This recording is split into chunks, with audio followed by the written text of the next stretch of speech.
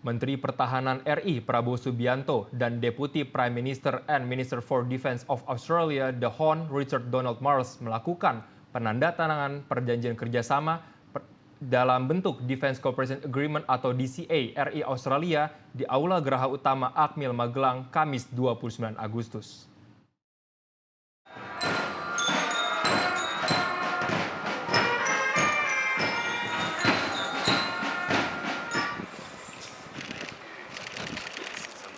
Setelah menandatangani Defense Cooperation Agreement atau DCA, Menhan Prabowo menyatakan kedua negara baru saja menandatangani perjanjian kerjasama pertahanan yang merupakan suatu tonggak bersejarah kelanjutan daripada perjanjian Lombok. Sementara The Hon Richard Marles mengucapkan terima kasih kepada Menhan Prabowo dan terkesan dengan para taruna di Akademi Militer Magelang.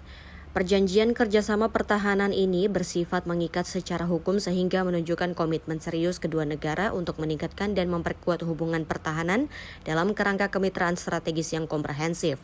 Pertimbangan peningkatan status DCA menjadi perjanjian yang mengikat secara hukum adalah berdasarkan intensitas peningkatan kegiatan kerjasama militer kedua negara selama kurun waktu 10 tahun terakhir, khususnya di bidang pendidikan dan pelatihan. Sebagai salah satu contoh diantaranya adalah pengiriman taruna TNI untuk belajar di Australian Defence Forces Academy dan Dantruan Military Academy, rencana Joint and Mission antara TNI dan ADF, serta peningkatan intensitas latihan gabungan baik antar matra maupun gabungan 3 matra kedua negara.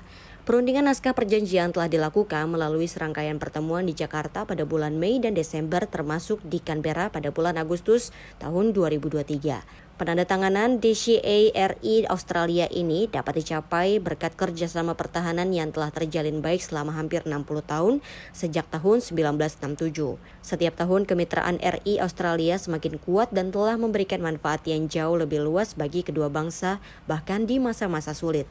Kedua pihak yakni DCA ini juga dapat secara signifikan membantu mengantisipasi ancaman keamanan di masa mendatang di kawasan Asia Pasifik melalui upaya kerjasama pertahanan yang kolaboratif demi terjaganya kedamaian dan stabilitas di kawasan berkelanjutan.